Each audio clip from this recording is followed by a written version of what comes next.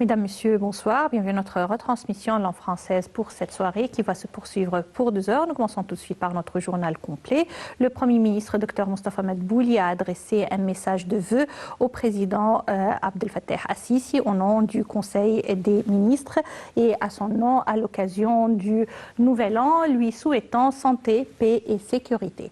Le chef du gouvernement a également souhaité progrès et stabilité à l'Égypte.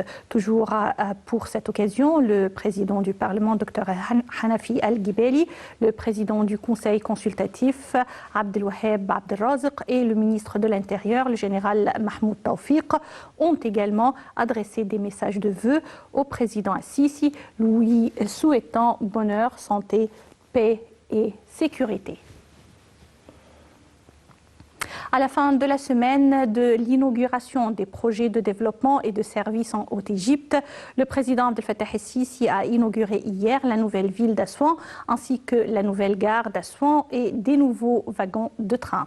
Ceci est intervenu dans le cadre des efforts déployés par l'État pour réaliser un développement intégré pour élever le niveau des citoyens. Plus de détails à travers ce commentaire signé Sarah Al-Maghrabi. Le président Abdel Fattah el-Sisi a inauguré hier l'usine d'urée et de nitrate d'ammoniac Kima 2 dans le gouvernorat d'Assouan après l'achèvement des travaux de rénovation de ces 2 unités. À cette occasion, le chef de l'État a également appelé le secteur privé à adopter les meilleurs critères de gestion des usines du secteur des affaires, tout en créant un partenariat effectif avec le secteur privé. Le président el-Sisi a souligné l'importance de sauvegarder les droits des travailleurs en modernisant les systèmes de fonctionnement des compagnies qui relèvent du secteur des affaires.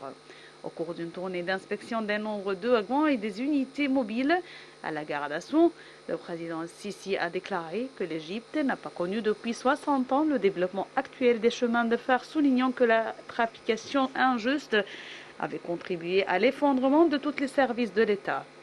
Il a précisé que 1,7 trillion de livres avaient été injectés pour développer le secteur du transport en Égypte, mais si la gestion ne s'améliore pas et les prix ne sont pas équitables, ce service s'effondrera à nouveau. Le président el-Sisi a également inauguré la nouvelle ville d'Assouan où il a inspecté les unités de logement construites dans la première phase de la nouvelle ville d'Assouan. Le président el-Sisi a effectué une tournée dans la corniche de la ville et s'est rendu dans le quartier des villas. À cet égard, le président el-Sisi a averti de continuer d'investir dans la construction des unités de logement, soulignant qu'il faut déposer l'argent dans les banques pour récolter des bénéfices plus utiles. Le chef de l'État a en outre inspecté l'exposition d'artisanat dans la ville d'Assouan pour soutenir les industries artisanales et traditionnelles. Le chef de l'État a ordonné l'allocation d'un retour de 200 millions de livres égyptiens de fonds Tahia Masr, ajouté aux efforts déployés par le gouvernement pour le financement des exposants durant 2 ans.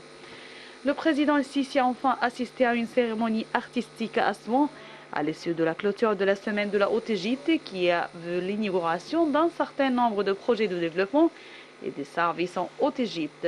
Ceci est intervenu dans le cadre des efforts déployés par l'État pour réaliser un développement intégré et une renaissance des services dans le cadre de ce que fait l'État, des projets nationaux pour élever le niveau des citoyens.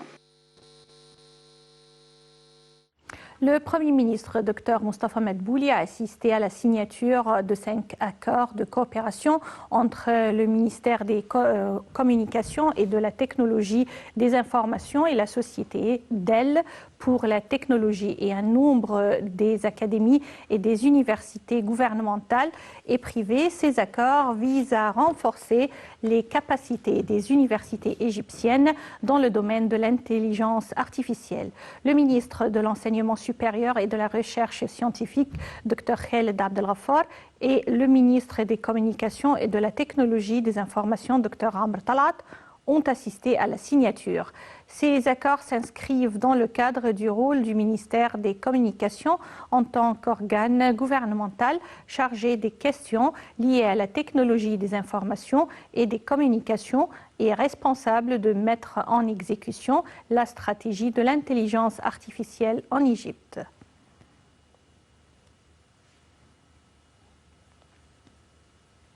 Au début de sa visite au Rwanda, le ministre des Affaires étrangères, Sameh Shoukry, a examiné avec son homologue rwandais, Vincent Biruta, les moyens de renforcer les relations bilatérales dans divers domaines. Ils ont également discuté de la coordination envers les dossiers d'intérêt commun et la visite du chef de la diplomatie intervient pour participer à la célébration prévue aujourd'hui dans la capitale rwandaise, Kigali, pour poser la première pierre du centre Magdi Yacoub pour le cœur.